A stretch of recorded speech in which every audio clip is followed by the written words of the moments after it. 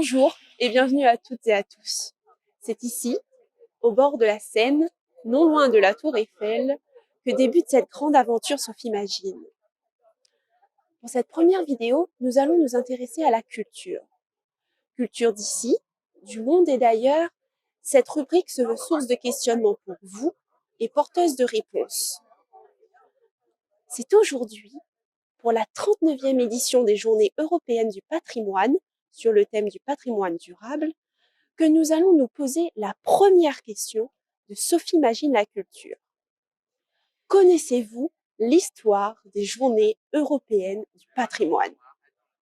Afin d'y répondre, nous allons questionner vos connaissances et tenter de comprendre pourquoi elles attirent près de 12 millions de visiteurs en France.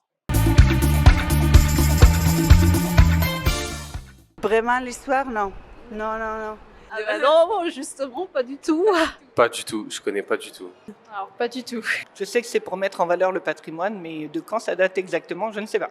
Non, je ne connais pas l'histoire des Journées européennes du patrimoine, mais je les pratique depuis plusieurs années. J'y vais, je crois que j'ai fait à peu près tous les parcours qu'on peut imaginer, aussi bien les grands comme l'Élysée, l'Assemblée nationale, le Sénat, que les musées un petit peu plus rares, comme le musée de la préfecture de police. Aujourd'hui, je voulais voir le théâtre de Chaillot, j'y suis jamais allée en fait.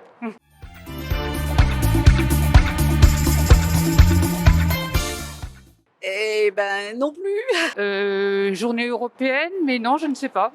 Alors j'ai une idée, du coup je pense que c'est l'architecture. Le thème de cette année, c'est les musées durables. C'était le patrimoine qui dure, je crois, durable.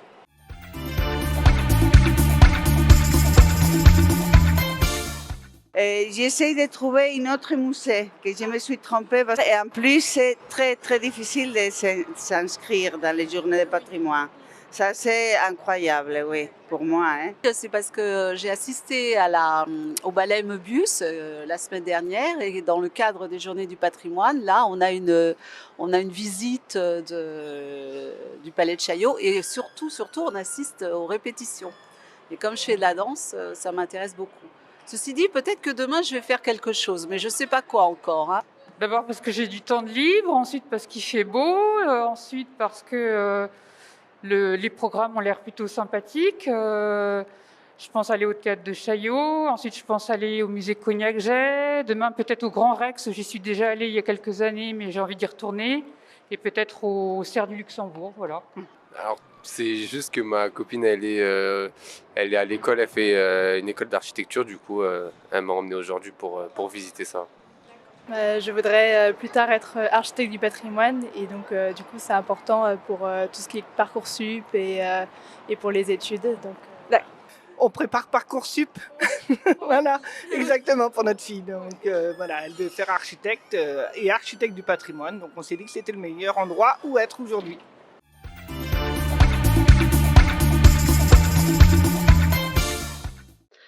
Merci à vous d'avoir participé à cette interview et passons sans plus tarder à la grande question de cette vidéo.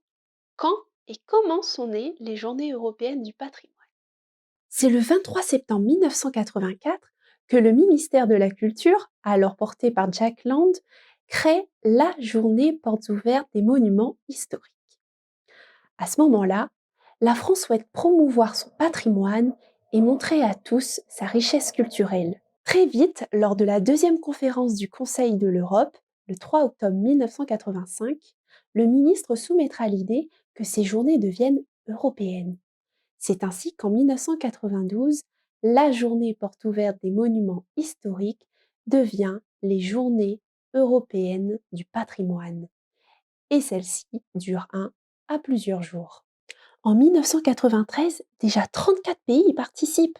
Il faudra néanmoins attendre les années 2000 pour que la ministre de la Culture, Catherine Tasca, change son appellation en Journée européenne du patrimoine, connue sous l'acronyme JEP ou encore sous le nom Heritage Days. Mais alors, qui organise ces journées?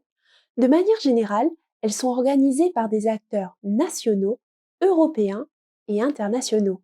Pour ce qui est de l'Europe, il s'agit du Conseil de l'Europe et de la Commission européenne. Enfin, en France, elles ont lieu grâce au ministère de la Culture et de sa direction au patrimoine culturel et aux directions générales des affaires culturelles, aussi appelées DRAC. D'ailleurs, quel était le thème de ces journées? Les journées européennes du patrimoine sont placées sous le thème du patrimoine durable. Mais pourquoi? Et qu'est-ce que cela signifie? Le monde doit faire face au changement climatique qui ne cesse de prendre de l'ampleur de jour en jour. C'est donc dans le but de préserver l'environnement que ce thème a été décidé. Ce sont par des actions telles que le recyclage ou la réutilisation de matériaux ou de bâtiments qu'un patrimoine durable est possible. En bref, le thème de cette année a pour finalité de sensibiliser chacun d'entre nous au développement durable afin de contribuer au bien-être de la planète.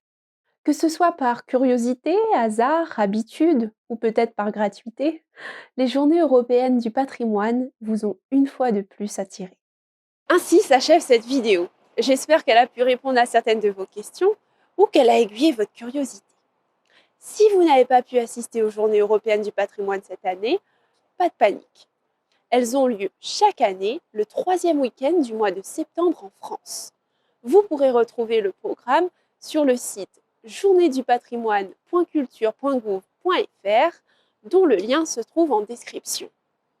Si la vidéo vous a plu, n'hésitez pas à l'aimer et à commenter si vous avez des questions ou des idées de vidéos à venir. En attendant, vous pouvez me retrouver sur le site sophiemagine.fr et sur les réseaux. À bientôt pour de nouvelles aventures. Bye bye.